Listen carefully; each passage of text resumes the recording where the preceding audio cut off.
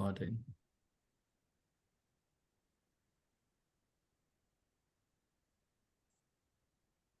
Namaste and welcome to all our distinguished guests. My name is Sandy Graham and I'm co-director of VASA and a member of the Vedic Friends Association. It's an honor today to co-host today's launch of the new VFA website and introduce to you some of VFA's esteemed members.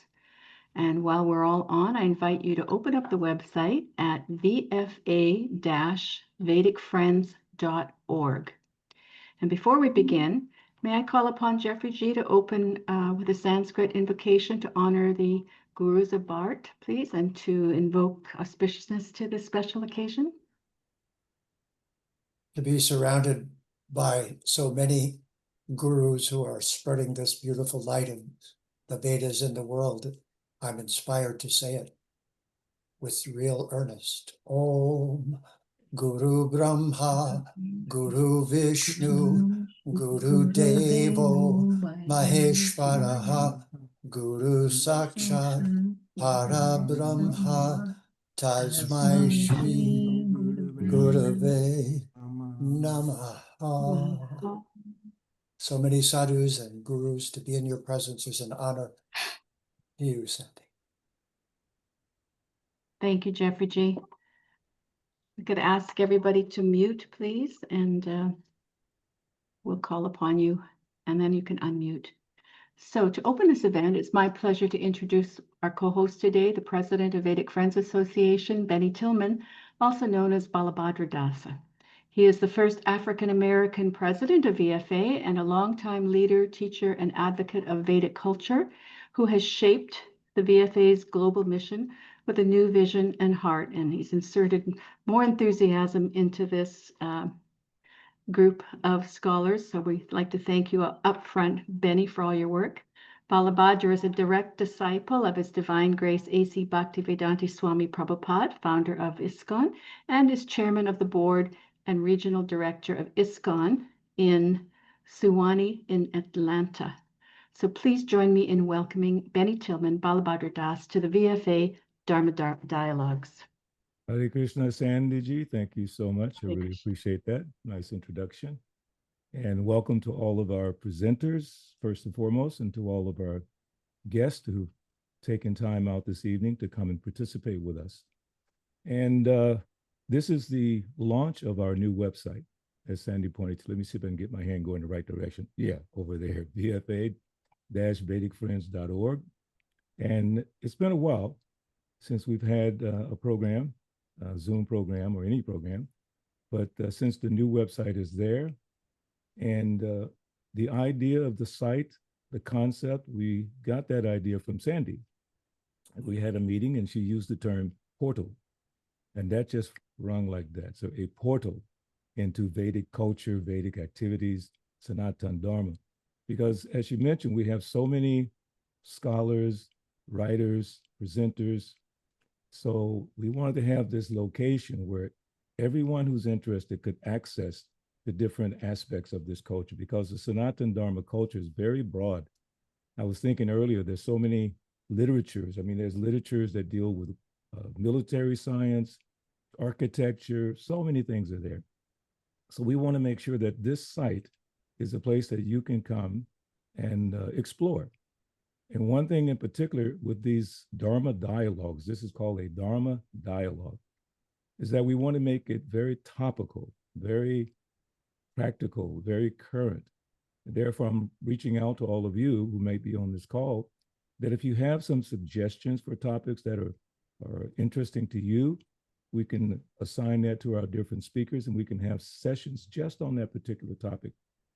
And the idea being, the information that we provide to all of you is something that we hope you can take and use in your personal lives.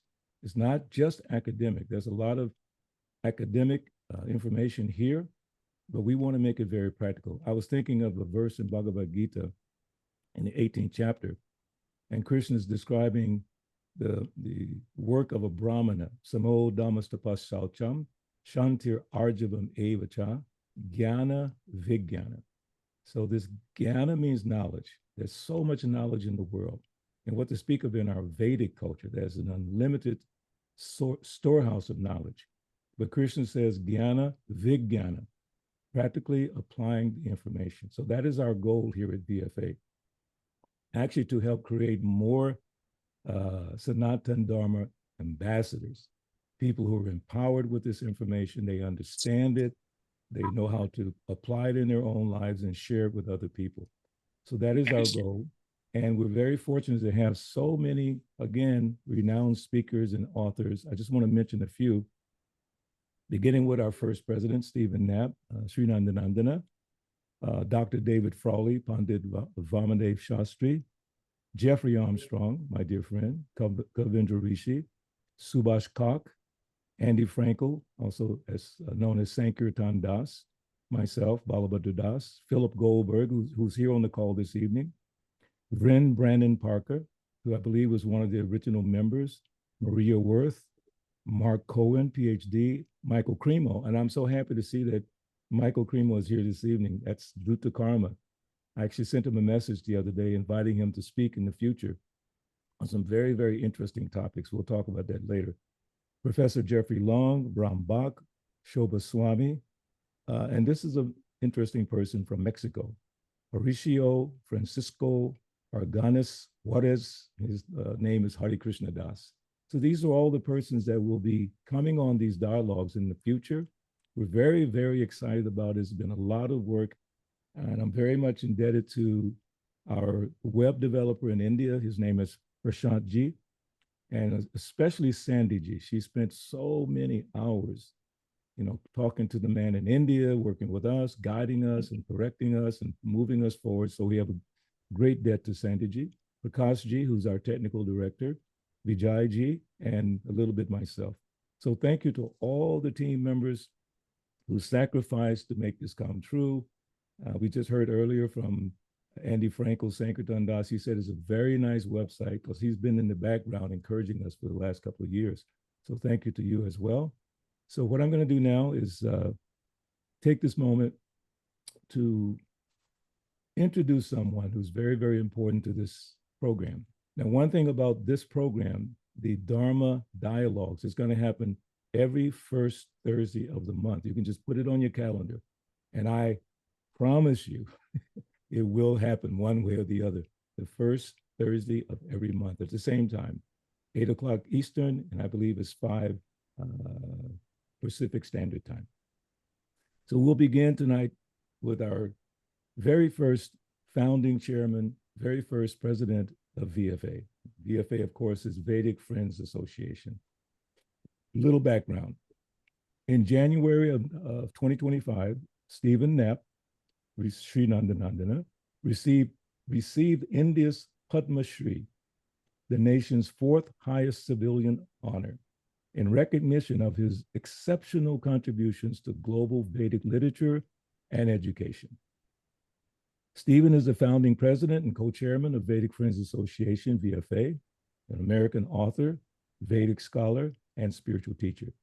As a direct disciple of Srila Prabhupada, and of course, that's A.C. Bhaktivedanta Swami Prabhupada, the founder of ISKCON, Stephen Knapp has dedicated over 40 years, actually more than that, more like close to 50, if I'm correct, to studying and sharing Sanatan Dharma.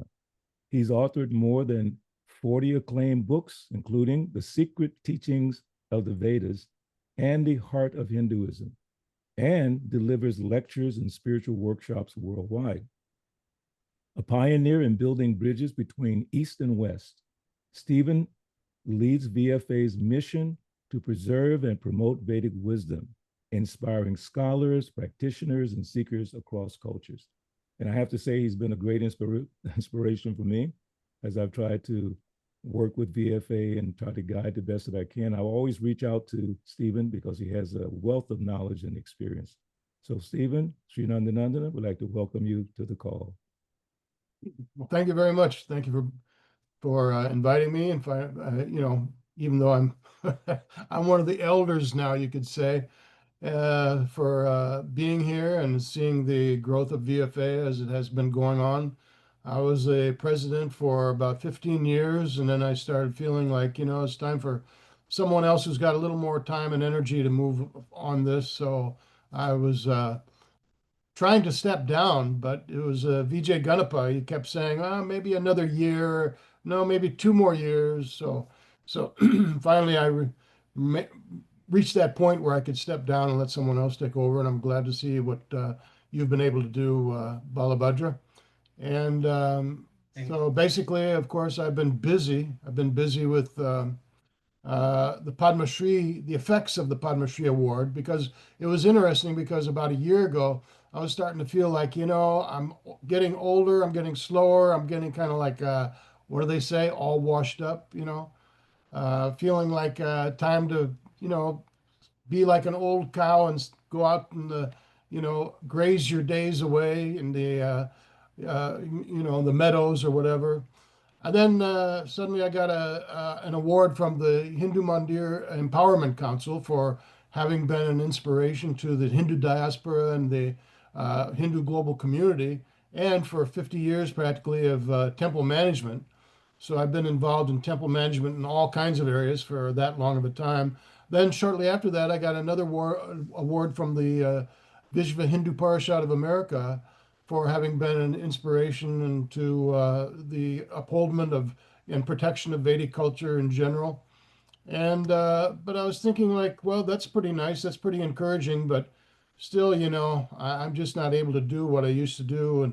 And then about 4 months later, I got the Padma Shri Award, which put everything up on a whole nother level. So just as you may be thinking you're winding down, sometimes the universe or God has some other plan for you, and so everything kind of like wound back up again. And so I've been working with that, and there's been a lot of recognition. There's been a lot of events based on that, and but in the meantime, I've also finally came out with my autobiography called "Why I Became a Hindu, a Krishna Devotee," subtitled "From a Simple Seeker to a 2025 Padma Shri Award from the President of India." And it because I finally, I'm 75 now, so I figure, well, I've reached that point where I might as well look back on my life, see what I've said, see what I've done, see the books that I've written. And so I review all that, how I first got started in it, and because that's the question I always get, especially when I'm traveling in India. If I'm on a lecture tour or something like that, time and time again, the first question people ask is, how did you ever get started? What caused your interest in Vedic culture? Or then beyond that, how did you ever get started in writing? So, and you've got about 10 minutes to summarize, 40 years of changes. So I figure I might as well write this autobiography, something that I know was never too keen to do because I'm not a real good self-promoter, but I figured I might as well do that now. And the lucky thing about it is all my trips to India, where I always kept journals. And so I was able to document all the changes I was going through, which also affected my writing and stuff. And interestingly enough, one of the chapters in that book is how we formed the VFA, the Vedic Friends Association, in that first thinkers meet that we had with some of the top journalists of India back in Hyderabad in, I think it was 2000 or 2001, when Manoharlal Joshi was there. And security was max. I mean, it was like you had all these guards with guns and everything. But I was thinking, all it would take was like one bomb or something like that to blow up, some of the top journalists, the top Hindu writers in all of India. And so I could understand why security was important. But that was where we first started the concept of what became the Vedic Friends Association. We didn't even have a name for it at the time. And only gradually did VJ Gunapa and I, he moved to Detroit for a while. So we would sit down and figure out, okay, what's the purpose? What are we going to do? What are we going to call ourselves? How are we going to get established? How are we going to incorporate? All these different things became worked out through our meetings like that. And so gradually it became what should I say, a solid, legal, organized 501c3 and able to operate on that kind of level. So that was one of the nice things that I was able to do is go through all my journals that I had kept while traveling in India and pick out all the different noteworthy aspects of how those trips changed me and where I'd been. Because that's another thing, you know, many people, when they find out, oh, you've been to India, where have you been? Well, listen, it's easier to tell you where I have not been. You know, I haven't been to Meghalaya, Tripura, or Mizoram, which are three states in the Northeast. Otherwise, I've been in every state of India, sometimes, you know, several times over. So it was interesting to go through all that. And now that I've got it done, I feel like I can kind of take a breather and, you know, just kind of take some time and see what else, see what other direction I'm going to go in. You know, of course, I'm going to continue writing articles when time allows. And, but I don't know, you know, after I've actually, this is my 56th book, quite honestly. So after reaching 56 books, you kind of reach a point where, you know, I think I said all I have to say. I don't know what else I'm going to say. If I'm going to say something else, you know, if it inspires me, maybe I'll write a book about it, but maybe I'll just write an article. You know, people don't read books as much as they used to, especially these younger generations. They spend so much time on TikTok and Instagram and things like that that, you know, they don't buy books that much. So I'm thinking more in terms of either producing small, short videos, maybe small, short articles, things like that. Anyway, we'll see what happens, but that's basically where I'm at right now. So, but anyway, thank you very much. Glad to see everything going on nicely. And I've been able to be a part of the VFA for as long as I have and very thankful for it. And I've met a lot of people through this means, and I continue to meet a lot of people by being a part of the projects of VFA and also the projects that I've continued with myself. So, and once again, thank you very much. Jai Shri Krishna. Jai Shri Krishna. Thank you so much, Thank you. Sri Nandanandana. Thank you so much. Appreciate it. That was lovely, Stephen. I can hardly wait to read that book. Would you also refresh my memory? Because one of the VFA initiatives was you organized all of the VFA scholars to write a book. And I'm sorry to say I've forgotten the name. Do you want to? Oh yeah, yeah, that was I know one of your many accolades. yeah, that was simply called Vedic culture, the difference it can make in your life.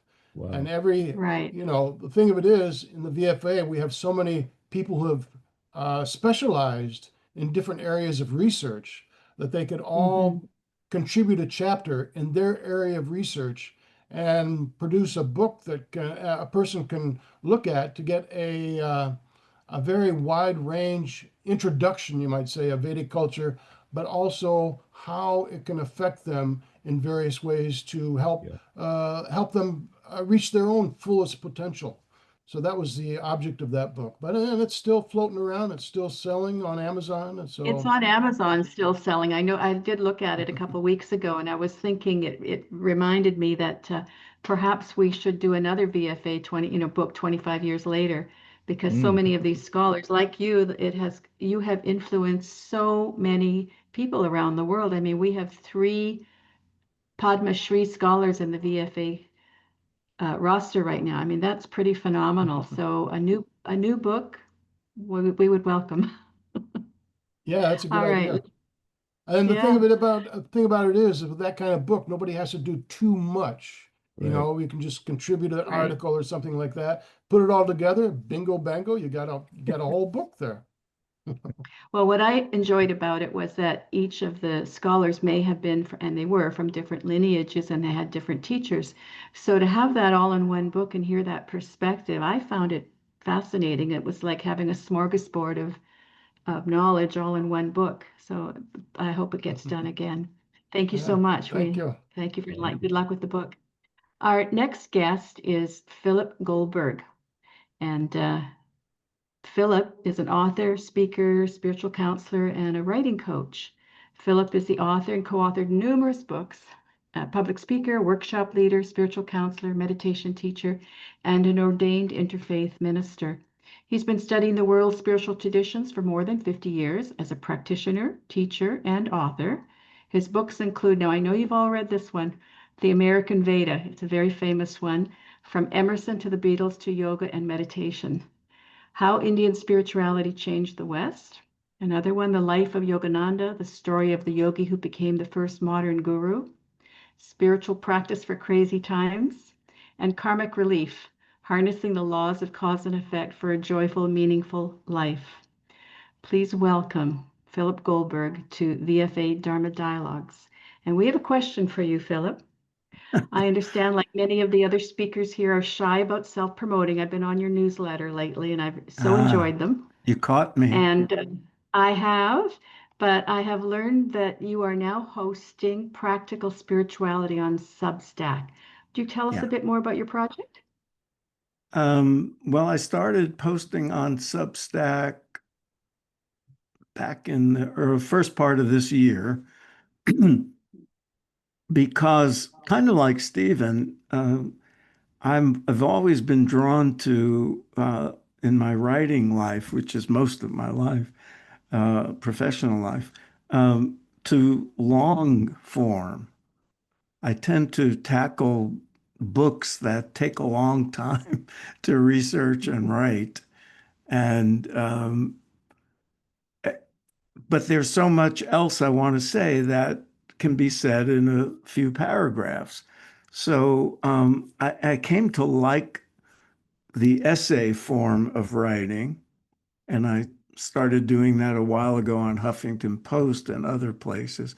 And it lets you exercise certain muscles quickly and share what you think is useful to share. And Substack is a very easy platform to do it on and to navigate because I'm not terribly skillful technologically. And so Substack makes it easy for people to publish as frequently as they want and to say what they want. And so I've been using that platform, and I hope I've been using it to good effect.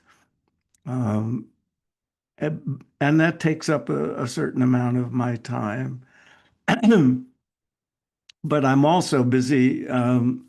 Like Stephen, I'm not very good at self-promotion, but I'm forcing myself to promote my new book, which is over one of my shoulders here, Karma, a book about karma. And it's kind of very satisfying when you get to talk about something to a podcaster or an interviewer, but the arranging part is a different matter.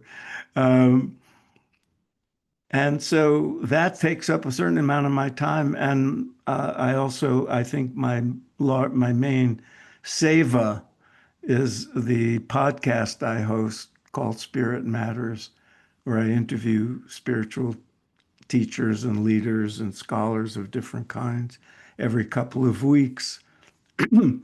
And every once in a while, someone will say, "Why do you keep doing that?" And I say, well, there's so much to learn from all these people I get to interview. And I think it makes a good contribution to the world of contemporary spirituality to bring these voices to the public. So that's what's been occupying most of my time.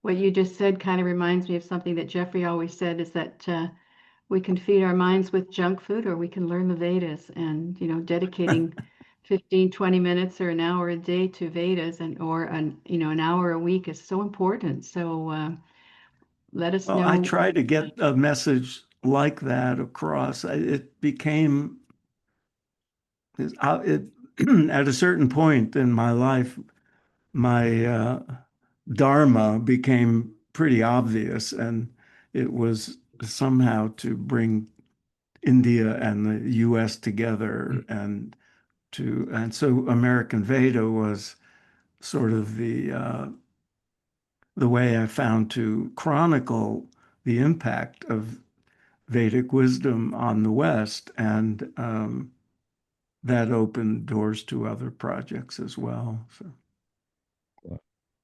Well, make sure that the VFA has your events posted on our event page, because the whole mandate of VFA, when it originated, was to be a collection of Western scholars who are advocates for Sanatana Dharma. So thank you so much, Philip, for all that you've done. Thank Benny? you. Yes, yes. So, well, I just wanted to say with Philip doing the podcast, that may be something we can feature on our new website. Some of the podcasts that you do. Let's talk about that privately, Benny. Okay. And okay, now let me publicly invite you to be on the podcast and talk about VFA. You got it. Okay. So next we have my very dear friend, and as I called him, my senior spiritual brother. We're initiated by the same Guru, Prabhupada. And he and I have had some very deep and moving conversations. And I'm so proud of the work that he's done. And I'm speaking about our dear Jeffrey Armstrong, Kavindra Rishi. He's one of the formation members and co-chairman of VFA. He was awarded the ICCR Distinguished Indologist by Bharat, India. Jeffrey Kavindra Rishi is a long-term member of VFA and its co-chairman, an engaging speaker on many Vedic subjects. He's an award-winning author of numerous books on Vedic knowledge, including Bhagavad Gita Comes Alive. He's the founder of VASA, the Vedic Academy of Sciences, an online academy for Vedic learning. He lives in Canada. So welcome, Kavindra, Jeffrey. I have a question for you. And that is, I understand your decolonized version of the Gita just celebrated its 5th year and is still going strong. Congratulations, number one. What projects are you working on right now? I know that's kind of a loaded question because you have so many projects that you're working on, but specifically if you'd like to share some of the things you're working on now. All right, thank you. Wonderful to be here with you. Frankly, it's so pleasurable that I just want to listen and not talk, and for that to happen is a miracle. But I will talk because that's why we're all here. And so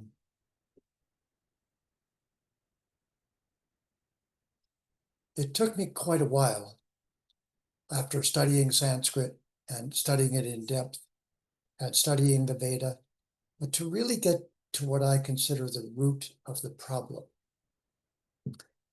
And the root of the problem is substituting English words for the correct Sanskrit word. That has limited the development of the culture, and the basis of this culture is Samskrita.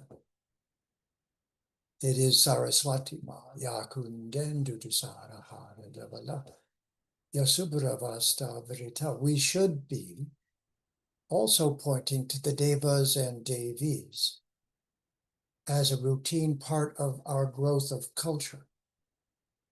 Just as if there are people in our society that are doing great things that we're all benefiting from, we should honor them, not honor ourselves or avoid them.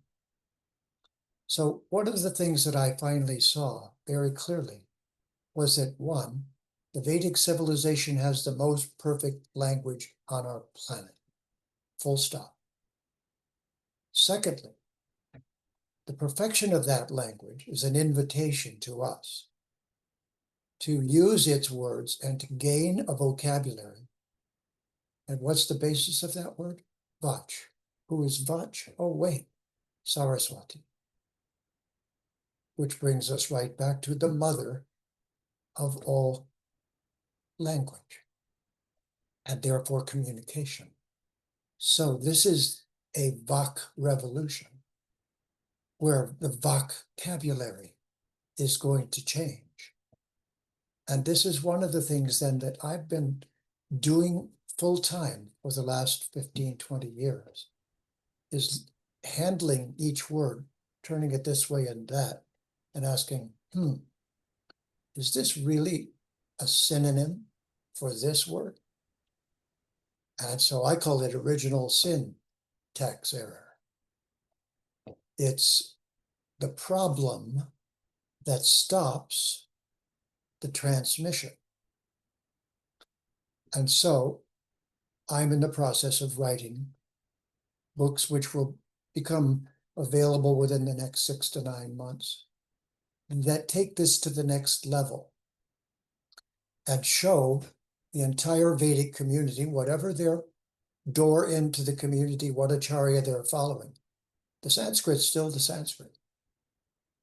And the uniformity that we're going to bring to this and share with one another and respect in one another is exactly that. But the English words that we use can destroy the whole thing and leave us right at where we were when we started. The Sanskrit word was simply subsumed under a lesser label. And so it is that this work that I'm now in the midst of and have been doing for these many years has exactly to do with a Renaissance. It is the furtherance of the Renaissance. If we keep on saying we're spiritual, then we keep on saying nothing. And so on. If you don't find the right Sanskrit terminology, then you're really not changing the mind, the manas of society. And so it is that I would like to propose to you that all of us re-examine. And the difficult part is when you've written a lot of books, you may have written them, you would have, just as our guru did. I actually learned this because I was proofreader of Prabhupada's books. It was the first thing they did with me because I was an English major when I came into the movement and spent 5 years helping with Easy Journey to Other Planets, all these books. And I got involved in the translation of the Bhagavat Purana and so on, at various chapters and cantos with this same issue, but I didn't quite know what I was doing then. I did my best. And it did better than others might have, but still was not initiated into this next step.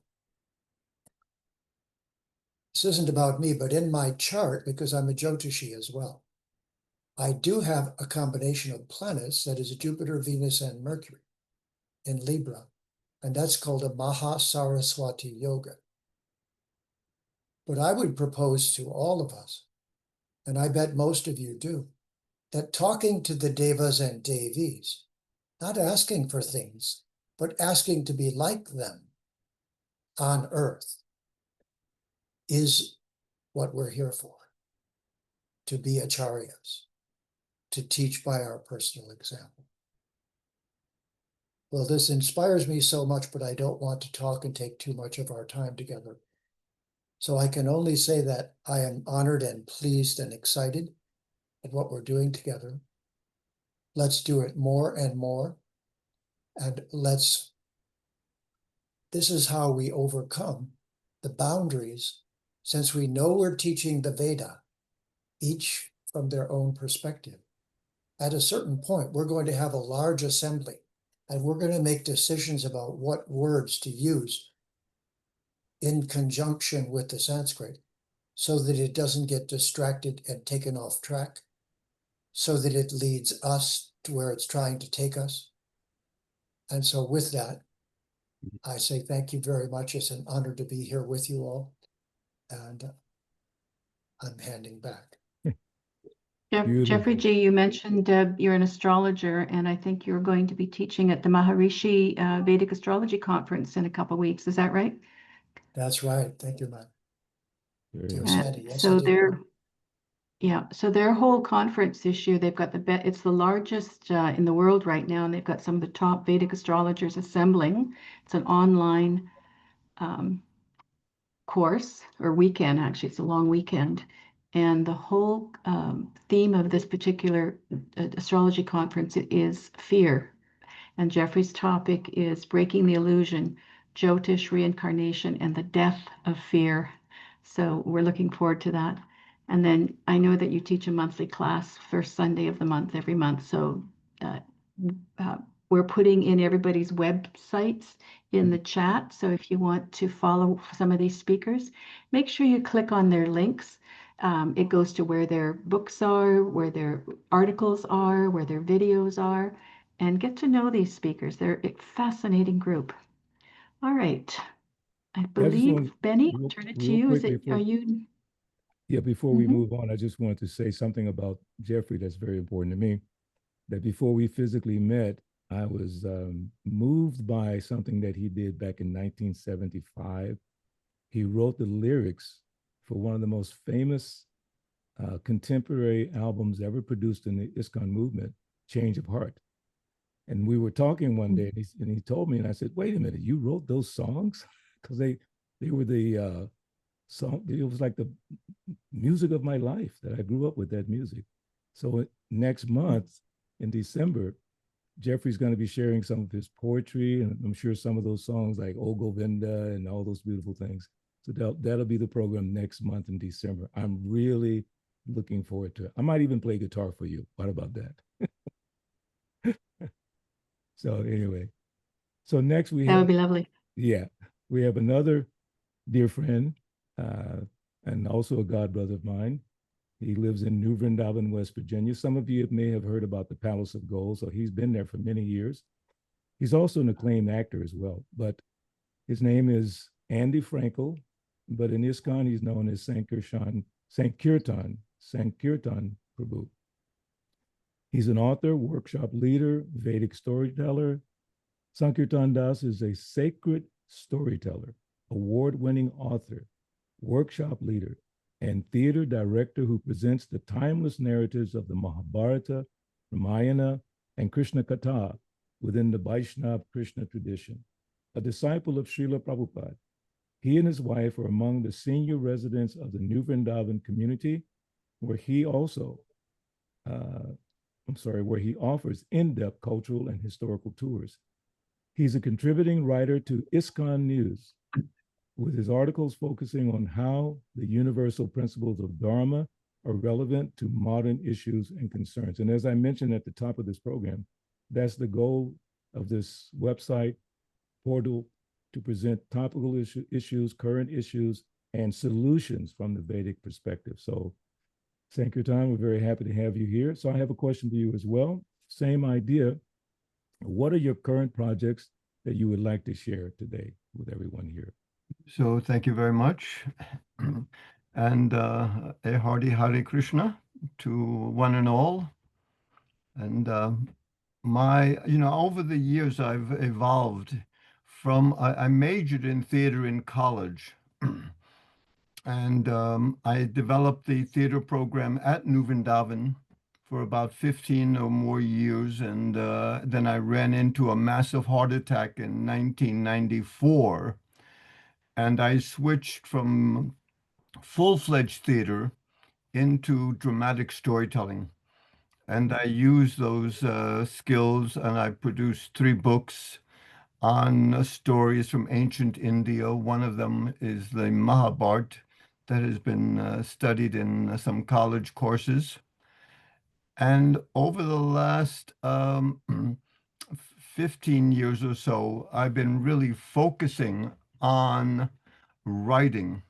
And right now, I'm in the trying to produce 2 more books on the Dharma. One of them that I'd like to talk about is it's called Making the Dharma Relevant. So basically, this word Dharma is an interesting word. There's no real translation for it in other languages. The Dharma is a very nuanced word. It could mean your religion. It could mean your responsibilities in society and to your family. It could mean ethics and morality. It could mean the path that you are on and your relationship with the world around you. On a deeper level, Dharma means who we are. This is what is called Swadharma.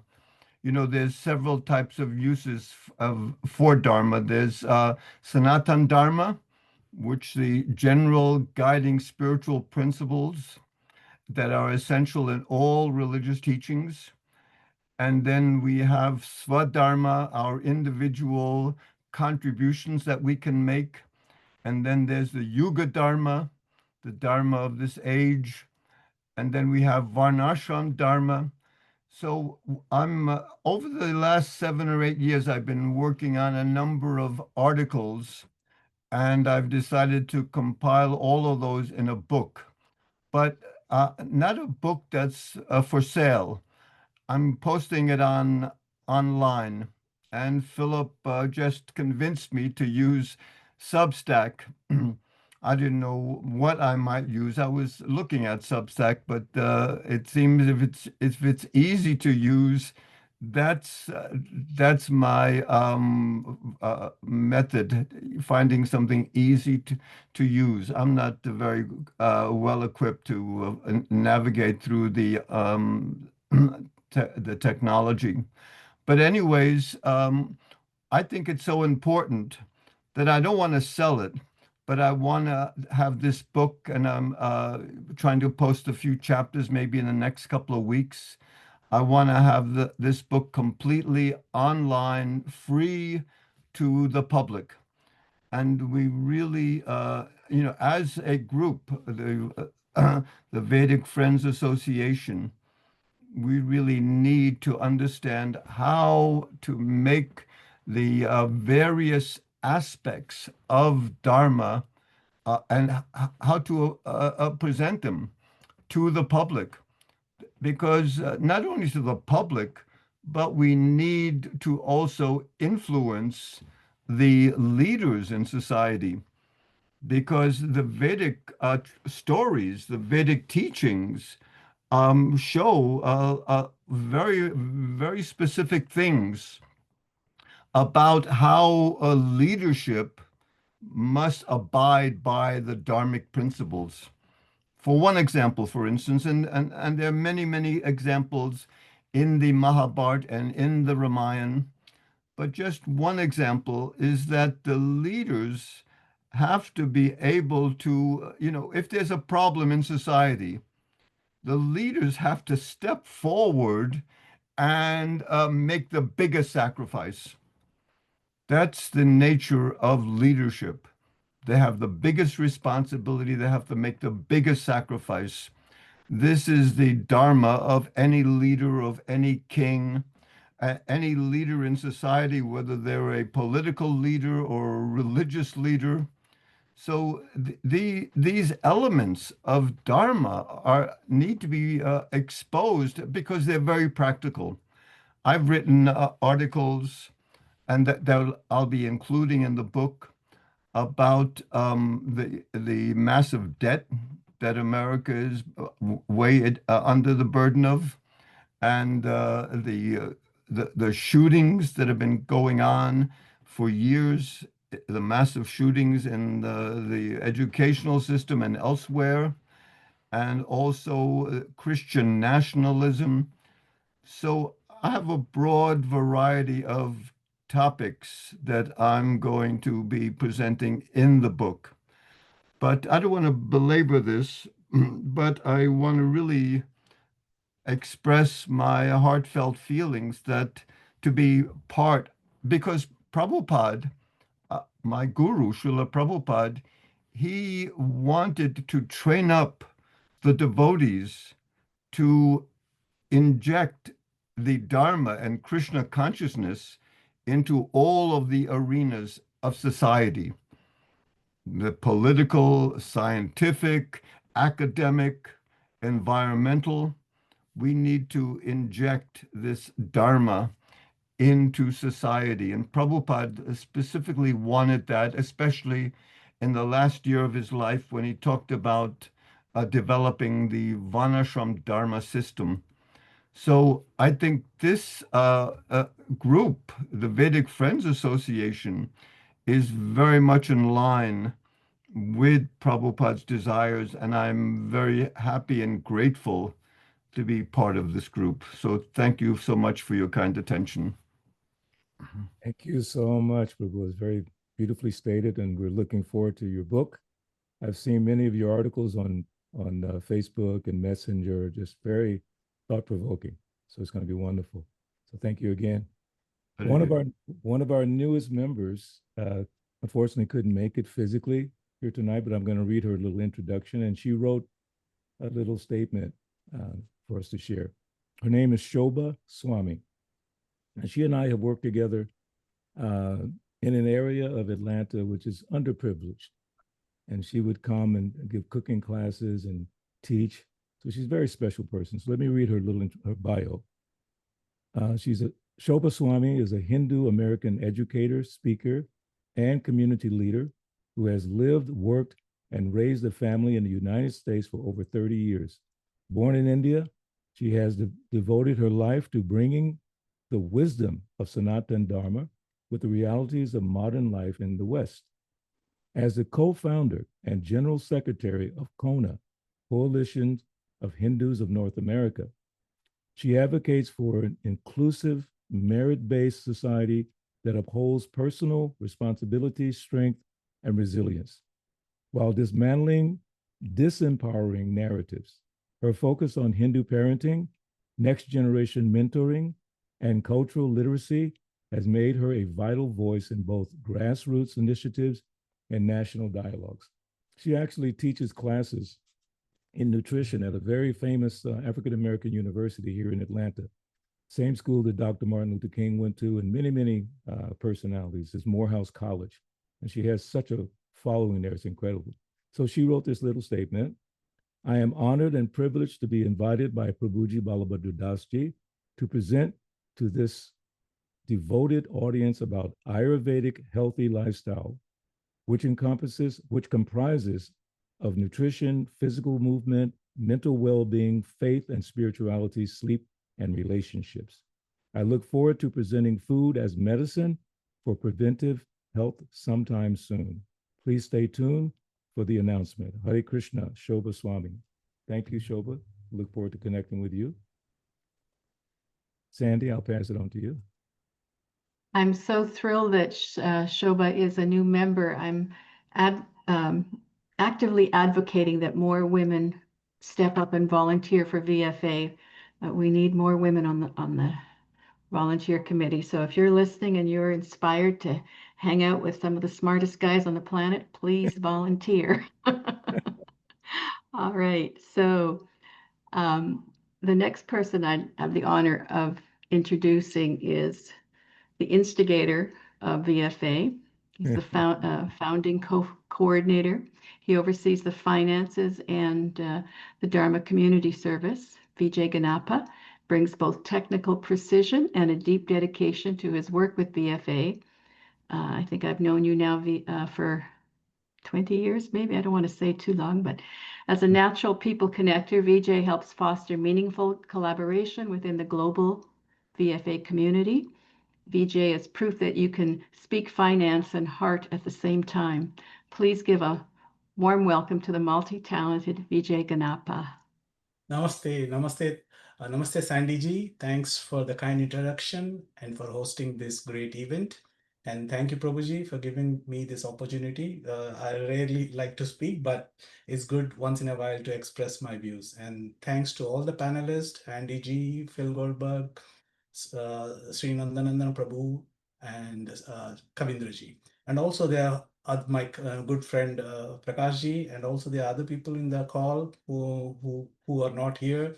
Vijay Palodji for helping us as a patron. Then of course Subhash Karji, David Frawley, and all of them. With all your blessings, I mean, with multi-respect, I'm doing whatever I can. I think I'm a gem collector. Somebody told I'm a gem collector. So you're all gems. I'm just a collector. That's it. Okay. Thank you so much. Okay. Well, I'll just go by point wise. That's how I do maybe engineering stuff. Now, important point is this is the 23rd year of VFA. So congratulations to everyone.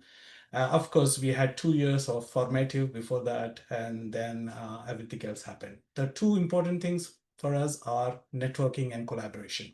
So before I answer the other part, so networking and collaboration are the two key success points of VFA. We are not trying to impose on anybody else and anybody imposing us. We're just networking and collaborating. And I urge everyone who is in the call who are interested, please go visit the VFA website, read and understand the vision and mission. So once you read and understand the vision and mission, then you know VFA is special and unique in the Dharma landscape. I can vouch. So our uniqueness is important. So once you read the vision and mission, then you can better align and work with us. And also, as Sandy ji wanted to know, yes, we have multiple volunteer opportunities. Basically, whatever skill you have and you want to use in the service of Dharma, please bring it on. And important is just have the right framework, like everybody else has here, and everybody is welcome, and we are all friends of Vedic culture. To name a few, we need speakers, we need young speakers, lady speakers, we need speakers. We need authors, book authors. We need writers who can write in journals and newspapers. We need facilitators in different cities. We need influencers, coordinators. We need donors like Vijay Poloji and many others. So once you bring all the skills, we'll match your skills to our activities, and then there you go. We can do wonders. Then also we can give volunteer certificates, because as 501c, if you're a student or you're employed, our certificates surely will help you in your, we are looking for young volunteers, teens and 20s, that will really help. Then we, as I said, our next mission, we call it VFA 2.5. Actually, Stephen Nabji was for 15 years and Balabhadra Prabhu is also 8 years already down the line. So maybe in 3 to 5 years, we need some new blood to come in as things take place. So we want to expand for laterally, both vertically and horizontal, or you can call it functionally and geographically. We want to set up circles in every city, every place where we can. The whole thing is Dharma narrative. We want to strengthen the Dharma. The biggest part of VFA is to strengthen the Dharma narrative, both globally and also locally. And we are confident with the right mix and intensity, we can influence humanity and for everybody's benefit. I mean, that's the whole thing. I feel that VFA has a great and bright future, and let's all work together to accomplish our goals. That's all I have to say. Anything else you have, reach out to Sandy ji or me, anybody, Prakash ji, and we will take it from there. So best is go to website, all the features are there. Thank you so much. Thank you. Namaste. Thank you, Vijay. And I can attest that that man is a connector. I remember when we first met, we were going to India, and I would tell you, he arranged our tour and people and volunteers. It was like boom, boom, boom, and it was done. I remember Jeffrey and I being there for 30 days, one of the first trips we did. And we would be picked up by somebody we didn't know, taken to somewhere we didn't know, given our 3 topics a day, put to bed, woken up the next morning by somebody we didn't know, and that went on for 30 days. 30 days. Yeah, I remember that. Yeah, I know, quite intense. We have good friends. We have, the Hindu Samaj there, and we have, a lot of Sangha people who help us, to be honest, and they're our brothers in Bharat. Thank you. I think that's the wonderful thing about VFA is the global connections you meet, and I highly encourage everyone to please become a volunteer, or please make sure that we have you as on our mailing list, so at least you can join the Dharma Dialogues each month and learn more about the Dharma, and we look forward to spending more time and getting to know you globally. One of the other things on the VFA website is that we have on the homepage, we have the whole annual, well, not whole, I mean, you could celebrate something every day in the Sanatana Dharma culture, but we do have the big celebrations listed there. So you can print that and find out what's happening on the Dharma calendar. And then our events page will be updated every month, see what's coming up. And you get to know the speakers, and you can also invite speakers for your events.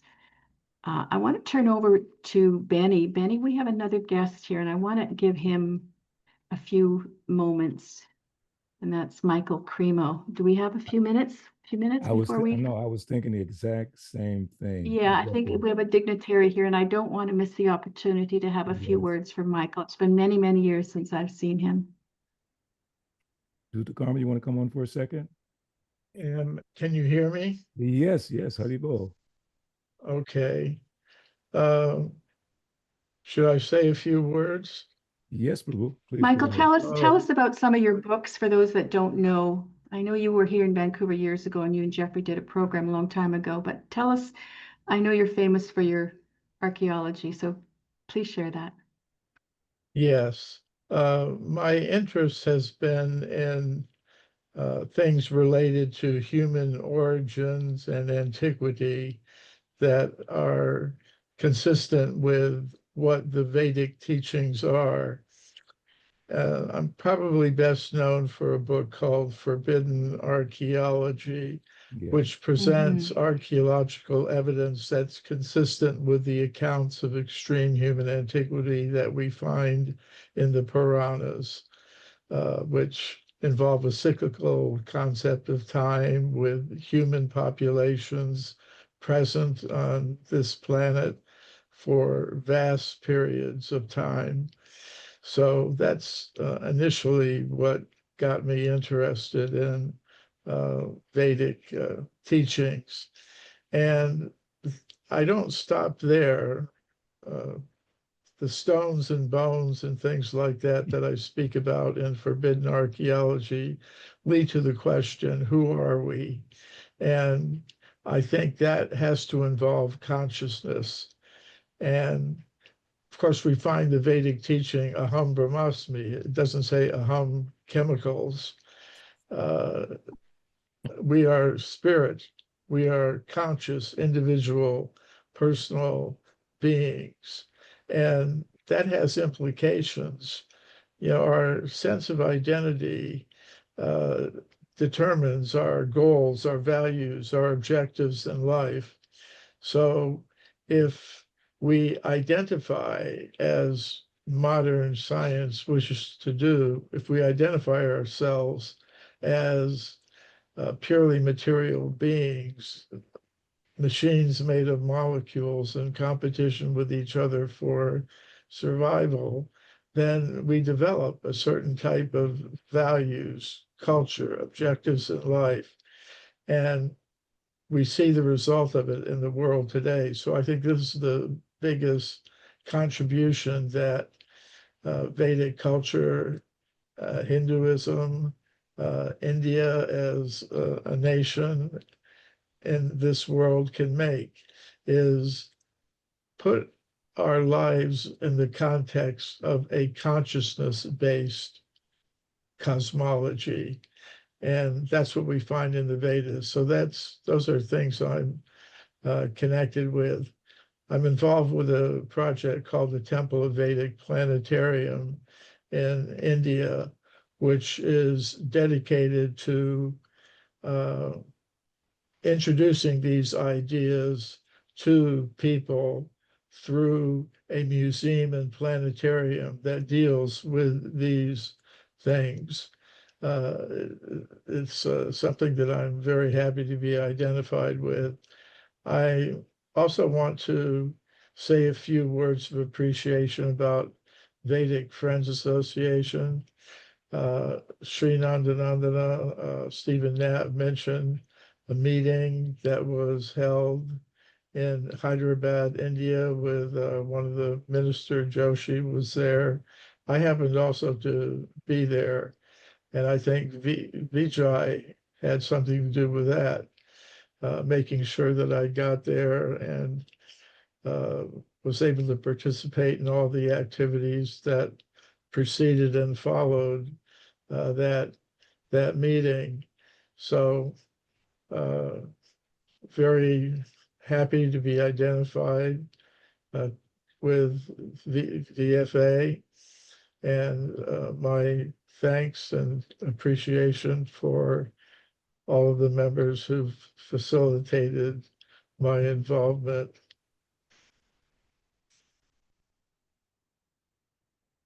Hey, Krishna, thank you so much, Prabhu.